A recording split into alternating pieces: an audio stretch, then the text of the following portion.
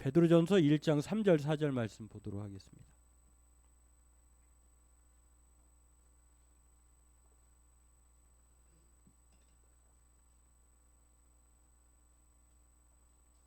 베드로전서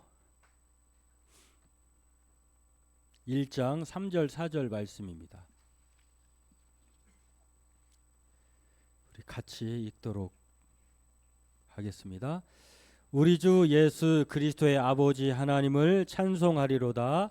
그의 많으신 긍휼대로 예수 그리스도를 죽은 자 가운데서 부활하게 하심으로 말미암아 우리를 거듭나게 하사 산 소망이 있게 하시며 썩지 않고 더럽지 않고 쇠하지 아니하는 유업을 있게 하시나니 곧 너희를 위하여 하늘에 간직하신 것이라. 아멘.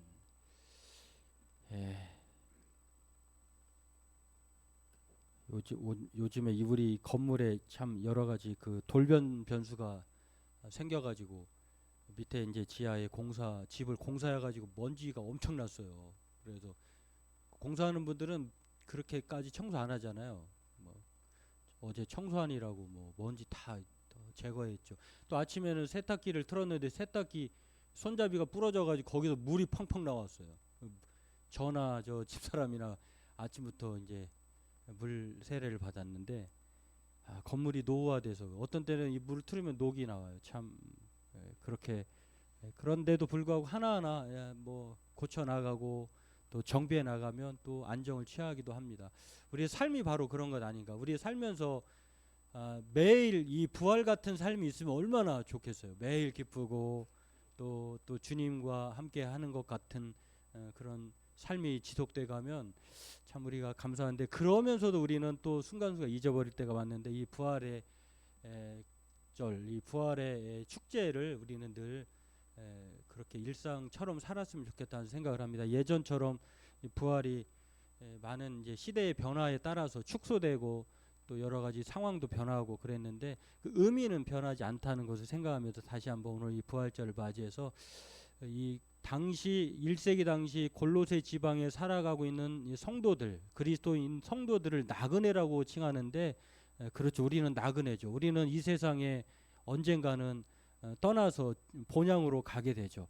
그러나 그렇게 그리스도인으로 나그네로 산다고 하는 그 어려움 가운데 있는 성도들도 순간순간 삶의 고통, 지침, 어려움 때문에 잊어버릴 때가 있어요. 그럴 때 오늘 베드로 사도가 다시 상기시키면서 우리에게 이게 있다, 힘을 내자 라고 말씀하시는 분이 오늘 본문 말씀입니다. 오늘 이 본문을 통해서 부활절의 말씀으로 함께 은혜 나누고자 합니다. 우리가 앞서 제가 예배 전에 말씀드렸습니다만 요즘에 흔하게 우리는 꽃들을 접합니다. 가로수의 그 나무들로 인해서 벚꽃을 통해서 그 사이길을 지나가고 운전할 때나 눈이 행복해요. 냄새도 좋고 때로는 또 노란 꽃이 우리를 반겨줘요. 개나리가 활짝 폈어요. 또 눈을 들어보면 산에 푸르푸르 새싹이 나서 조만간 저들 나무들도 꽃이 필 것입니다.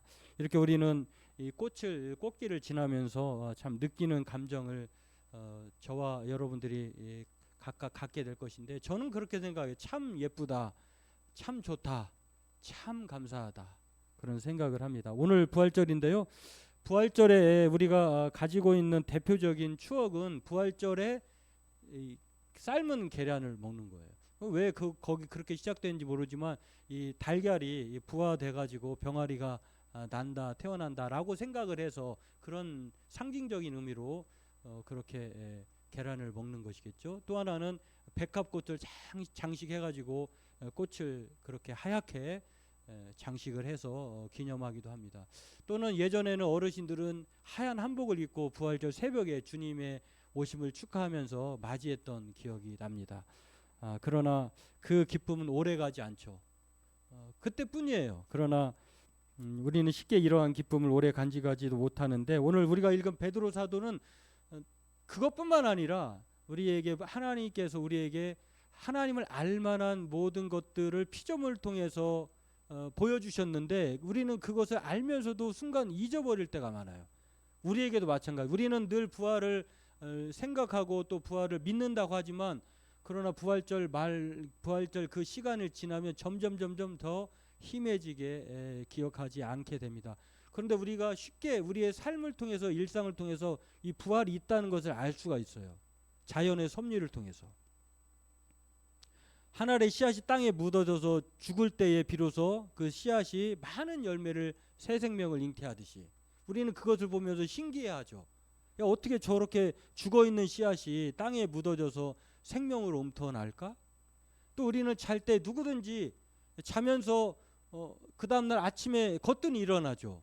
성경은 예수님께서 죽은 나사로를 죽은 지 나흘이나 된 사람을 예수님 뭐라고 얘기하시냐면 야 베드로를 깨우러 가자 이렇게 말씀했어요. 그러니까 잠에 비유했어요. 자고 일어나는 것도 부활을 가르쳐 주신 하나님이 우리에게 알려주신 그런 방편이다라고 하는 것입니다. 그럼에도 불구하고 나그네로 살다 보니 지친 삶 때문에 잊어버리죠. 오늘 베드로 사도가 골로새 교회 성도들에게도 그렇게 말을 합니다. 본도와 갈라디아와 갑바도기아와 아시아와 비두니아에 흩어져 사는 나그네들에게 이 편지를 쓰는 거예요. 너희들이 하나님으로부터 택함을 받았어.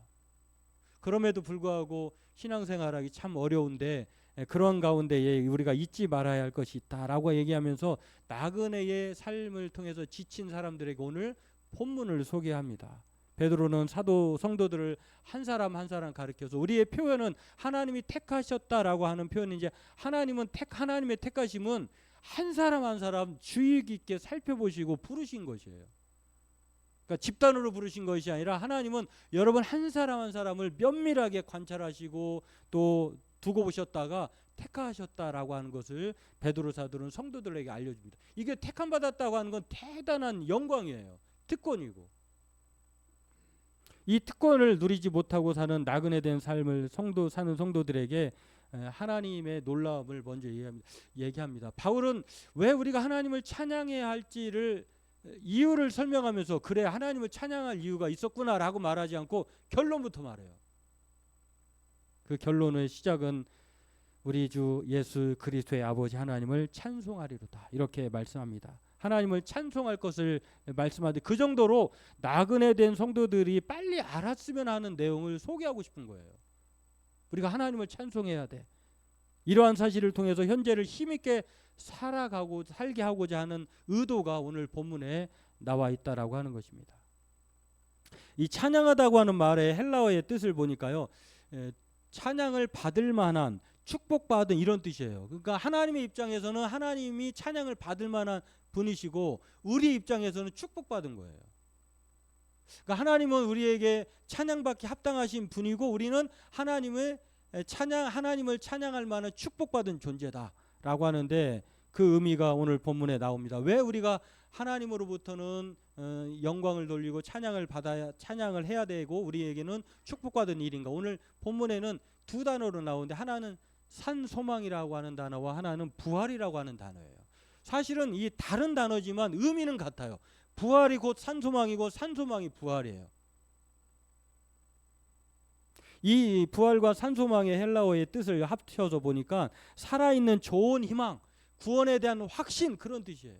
그러니까 저와 여러분들이 이 세상을 살아가면서 종착점이 정해진 어떤 종착점이냐면 미래의 하늘에 간직한 그 나라를 부여받게 된다라고 하는 그러한 은혜를 입게 된 사람들이다라고 하는 것입니다. 그래서 성경은 이 부활의 산 소망에 대해서 요한복음 11장 25절에 이렇게 말합니다.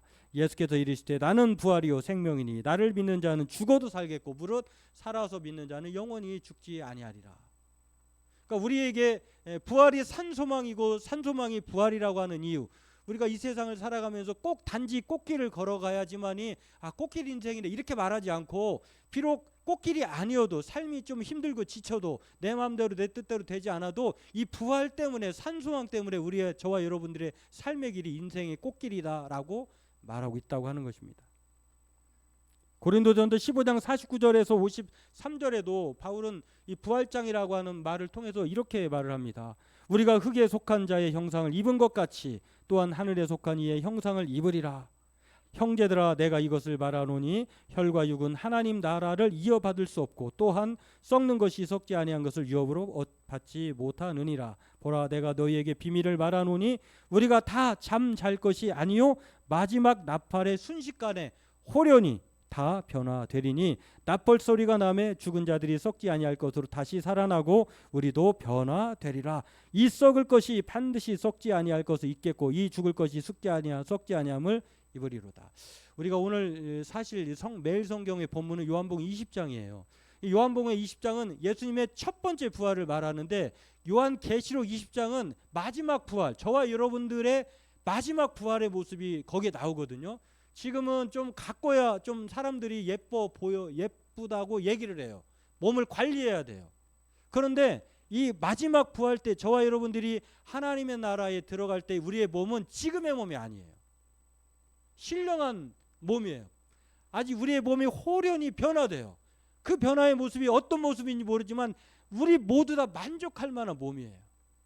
성경은 그것을 베드로 사도가 그렇게 말할 뿐만 아니라 요한계시록 20장에도 그렇게 말을 해요. 예수님의 모습이 마치 그 알아보면서도 또 완전히 다른 모습인 것처럼 저와 여러분들의 모습이 그렇게 변화된다라고 말씀하고 있다고 하는 거예요. 이제는 그때는 우리의 몸이 아픈 것도 없을 것이고 불편한 것도 없을 것이고 또 불만족하는 일도 없을 것이다라고 하는, 그러기 때문에 우리가 이 미래에 간직한 이 하나님이 우리에게 주신 그 은혜를 생각하면 비록 우리의 삶의 인생길이 때로는 꽃길이 아니어도 꽃길 같은 삶을 살 수 있다라고 말씀하고 있습니다. 그래서 오늘 사전은 그렇게 말합니다. 썩지 않고 더럽지 않고 쇠하지 아니하는 유업을 잊게 하시나니 곧 너희를 위하여 하늘에 간직하신 것이다. 우리가 중요한 것은 금고에 보관하잖아요. 안전하니까. 근데 저와 여러분들이 받을 미래의 기업이 하나님 나라가 하늘에 간직한 것이래요. 이거는 변함없는 사실이래요. 흔들리지 않아요. 불안하지 않아요. 우리는 조금 더 자산을 늘리기 위해서 예금이 이자가 높은 곳에 저축하려고 하거나 투자를 하잖아요. 우리의 가장 안전한 곳이 어디냐면 하늘에 간직한 그곳이다라고 하는 것을 성경은 말을 합니다. 메시지 성경을 제가 읽어드리면 4절을 이렇게 말합니다. 그 미래가 이제 시작되고 있습니다. 하나님께서는 우리와 그 미래를 꼼꼼히 살피고 계십니다. 여러분이 온전하게 치유된 생명을 얻게 될 그날이 다가오고 있습니다. 그러니까 저와 여러분들은 사실 죽는 게 아니라 그 나라에 점점점 가까이 도착되고 있는 거예요. 그러니까 죽는 것이 나쁜 게 아니라 우리에게는, 그리스도인들에게는 죽는 것이 하늘에 간직한 곳으로 들어가는구나 라는 우리의 기쁨의 영광이 준비된 것이다라고 하는 것입니다. 저와 여러분들은 하늘에 간직된 미래가 보장된 사람들이에요. 누구도 막을 수 없어요. 예수님의 부활로 우리가 그 결과를 얻게 되었다라고 하는 것입니다. 최근에 제가 읽은 책이 있는데요. 복음 전도자인 아버지, 또 아버지와 함께 또 다른 사역을 하고 있는 아들이 이제 아버지와 아들이 공동 저자가 되어서 쓴 책이 있어요. 내가 남은 이유, 내가 떠난 이유. 내용은 제목은 그렇습니다만 제가 그 제목을 얘기하려고 한 것이 아니라 이 책에 보면은 아버지는 바트 캠폴로라고 하는데요. 아버지가 토니 캠폴로, 아들은 바트 캠폴로. 그러니까 토니와 바트로 얘기하겠습니다. 아버지는 토니, 아들은 바트 이런데 죽음에 대한 삶의 태도는 보통 사람들은 예수님을 안 믿는 비그리스도는 어떻게 생각하면 이 세상이 끝이지 이 세상 이외에는 없다는 거예요. 그 사람들은 이 세상이 전부이기 때문에 이 세상에도 모든 열정과 욕망과 열의를 다해서 살아요. 그 사람들의 모든 삶은 일시적이에요. 뒤에가 없으니까. 그러다 보니까 생각을 어떻게 하냐면 모든 피조물은 죽는다. 죽으면 끝이야 라고 생각을 한다는 것입니다. 영원한 생명은 없고 영원한 것은 아무것도 없고 삶은 순전히 자연현상이고 생물학적 과정이 마지막에 이르면 죽음은 자연스러운 결과다라고 얘기합니다. 천국도 없고 지옥도 없다는 거예요. 죽음 이후의 삶도 당연히 없죠. 결국 아무것도 없다는 것이 그리스도인이 아닌 세상을 살아가 세상이 전부라고 생각하는 사람들의 그런 생각이라고 하는 것입니다. 그런데 아버지 토니는 자신의 어머니의 죽음을 소개합니다. 그러니까 믿음의 가정이에요. 어머니도 크리스찬이었고 아들인 토니도 크리스찬이었고 그의 아들도 크리스찬이에요. 근데 아버지 토니가 어머니의 죽음을 이렇게 생각하는 사람들에 대해서 뭐라고 소개하냐, 어머니의 죽음을 소개하면서 반박을 합니다. 뭐라고 얘기하냐면 어머니는 되게 조용하게 돌아가셨대요. 웅장하고 뭐 거창한 것도 아니에요. 어머니는 자식들을 부양하기 위해서 아버지 대신 몫으로 8학년이니까 우리나라로 얘기하면 중학교 2학년밖에 마치질 못했어요. 열심히 노동으로 힘겹게 일을 하면서 또 자식들을 건사하셨고, 그러면서도 영생에 대한 확신을 가지고 계셨다고 해요. 죽으면서 신앙의 결단을 촉구하는 편지도 남겼다고 하는데, 이분이 마지막으로 기쁨에 찬 확신으로 이민자 가족을 부양하기 위해서 그렇게 힘겨운 삶을 마치면서 쓴 두 문장이 있다고 합니다. 그 문장이 저 말이에요. 한번 같이 읽어볼까요? 나 드디어 졸업해. 나를 위해 기뻐해줘. 이 말을 남겼다는 거예요. 이게 죽음을 앞둔 크리스찬의 진정한 모습이다라고 얘기해요. 나 드디어 졸업해. 우리 인생은 졸업하는 날이 와요. 근데 졸업하는 사람은, 어떤 사람은, 세속적인 사람은, 그리스도인이 아닌 사람은 부활이 없다고, 부활이 그걸 믿지 않는 사람들은 죽음 앞에 두려워한다는 것입니다. 그러나 졸업하고 또 다른 나라로 가는 거예요. 나를 기뻐해줘. 아들 바트 캠펄로는요, 이 죽음을 받아들이는 또 하나의 용기에 대해서 설명을 합니다. 아버지도 자기 할머니, 그러니까 자기 어머니를 얘기하면서 아버지 토니는 이 죽음을 두려워할 것이 아니다라고 얘기하면서 부활을 가진 사람의 이 믿음의 진취적인 면을 보였다고 하면, 아들 바트는 죽음을 받아들이는 또 하나의 용기를 얘기하면서 자신의 경험담을 얘기합니다. 자신의 친구 지인이 대단히 부유했나 봐요. 그래가지고 가족들을 초청해서 야, 열쇠도 주고, 뭐 거기 뭐 미국 사람들이니까 뭐 휴양지 열쇠도 주고, 또 2주 동안 그런 사용권을 주었나 봐요. 뭐 집 사용권, 그다음에 보트 사용권, 또 잔디, 뭐 여러 가지 그 뭐 부대 시설 이용할 수 있는 2주 동안의 권리를 부여받았어요. 근데 그렇게 놀다 한가롭게 뭐 수영장도 가고 또 이곳저곳 먹을 것도 많이 이제 즐기다가 점점점 2주의 시간이 가까워오는 거예요. 우리가 이제 저와 여러분들도 인생을 살다가 젊었을 때 모르지만 주님의 부르심을 받을 날이 가까우면은 뭔가 어떤 마음이 들까요? 아까 나 졸업해, 나 축하해줘, 이 마음보다 사실은 좀 뭔가 불안해요. 좀 더 살고 싶어요.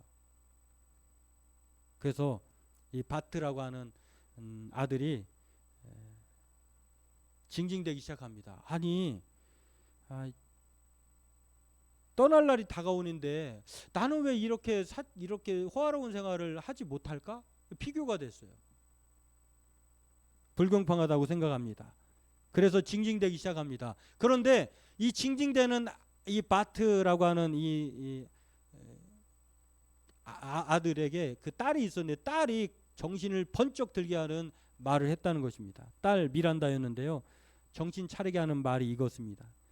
미란다가 이렇게 말해. 애초에 우리가 이곳에 와서 살아서 건강하게 함께 햇살을 즐기고 있다는 것 자체가 얼마나 엄청난 행운인지 일깨워졌다는 거예요. 아빠, 이거 우리 게 아니었어. 아빠 친구 너그러운 그 친구 때문에 우리가 이렇게 즐겼잖아. 그렇다고 해서 아빠 여기 더 있고 싶다고 우울해하며 남은 며칠을 낭비할 수도 있고, 떠날 시간이 될 때까지 우리와 함께 행복을 마지막 한 방울까지 짜낼 수도 있어요. 이 시간을 날려버리지 말고 감사하는 더 현명한 선택을 했으면 어떨까? 이렇게 말했다는 거예요. 이게 오늘 부활을 가진 사람의 올바른 태도예요. 죽음 앞에 나 졸업해, 축하해줘. 또 죽음 앞에, 아니 얼마 남지 않은 그 인생 앞에 나는 왜 이렇게 쇠약하고 내가 즐기지 못하는 것들이 너무 많고, 또 내가 지금 이렇게 연약해가지고 하고 싶은 일을 못할까, 이렇게 우리는 짜증낼 때도 있고 징징댈 수 있지만, 부활을 가진 사람의 올바른 태도는 징징댈 것이 아니라 이것까지 하나님이 나에게 주신 시간이었구나, 나에게 남겨진 시간이 주어진 게 얼마나 감사한지, 뭔가 내가 할 수 있는 일을 찾으려고 최선을 다하는 것이 바로 크리스찬의 모습이다라고 하는 것입니다. 오늘 바울은 골로새서를 통해서요 3장 1절 9절 10절을 통해서 뭐라고 얘기했냐면 저와 여러분들을 부활을 가리켜서 옷을 입고 벗는 것으로 설명을 합니다. 부활을 가진 사람은 옛 옷을 벗는 거예요. 그러니까 옛 사람이라고 하면 세상 사람처럼 이 세상이 전부라고 생각했던 그런 생각의 사고 방식으로 사는 것이 아니라 부활을 가진 사람이라고 하면 죽음이 두렵지 않아요. 주님과 영원히 거할 날이 있는데 새 사람의 옷을 입는 거예요. 내가 불안해한다고 하면 그 불안해할 것이 아니라 부활의 주님이 우리와 지금 현재 함께하고 또 세상 끝날까지 함께 하신다고 하는 이 믿음의 확신을 가지고 날마다 꽃길 인생을 갈 수 있다는 것입니다. 오늘 이 부활의 아침을 맞이한 저와 여러분들에게 이 부활이 주는 선물이 바로 우리의 인생길은 날마다 인생길이 꽃길이구나. 부활의 주님 때문에 우리는 죽어도 살고 살아서 믿는 자는 영원히 죽지 않는다고 하는 미래 변하지 않는 하늘의 기업이 우리에게 있다는 것입니다. 바라기는 저와 여러분들도 이 부활의 소망을 가지고 이 부활의 소망으로 사는 하늘에 간직된 이 미래를 보장받는 사람들로 두려워하지 말고 나그네 된 삶이 힘들죠. 그러나 크리스찬으로 산다고 하는 것은 그만큼 가치가 있다는 것입니다. 그럼에도 불구하고 행복을 마지막 한 방울까지 짜낼 수 있도록 여러분에게 주어진 인생의 길을 하나님 앞에 감사하면서 늘 평안한 삶으로 그렇게 살아가는. 그래서 우리는 꽃길을 보면서요. 우리만 보기 좀 아깝잖아요. 그럼 누군가를 꽃구경 가자고 졸라거나 아니면은 초청하거나 또 약속을 잡잖아요. 그런 삶을 살아야 한다라고 하는 것입니다. 저와 여러분들이 바로 행복을 마지막까지 한 방울까지 짜낼 수 있도록 현명한 선택을 하며 늘 감사할 뿐만 아니라 이 부활의 기쁨을 함께 같이 동행하자고 그렇게 소개하고 권면하는 그런 인생길을 살아가는 저와 여러분들에게 주의 이름으로 축원합니다. 기도하겠습니다. 하나님, 잃어버린 자의 비유를 통해서 이 돌아온 둘째 아들을 보고 아버지가 잔치를 베푼 것처럼 살아 돌아온 죽었던 자가 다시 살아온 것처럼 여겼던 그 아버지의 마음을 가지고 우리 또한 이 부활의 기쁨에 참여하는 우리가 되기를 원합니다. 오늘 우리에게 준 이 부활이 얼마나 위대하고 또 이 세상을 살아갈 강력한 힘이라고 하는 사실을 늘 생각하면서 때로는 나그네로 살아가는 삶이기에 지치고 힘들고 불평하고 짜증나는 일이 생길 수 있지만 그럼에도 불구하고 우리가 잊어버렸던 것 하나님을 찬양할 수밖에 없는 이 놀라운 부활의 산소망을 생각하면서 우리의 인생길을 꽃길로 걸어가는 우리 군포 자유교회 성도님들 다 되게 도와주옵소서. 감사하며 예수님의 이름으로 기도하옵나이다. 아멘.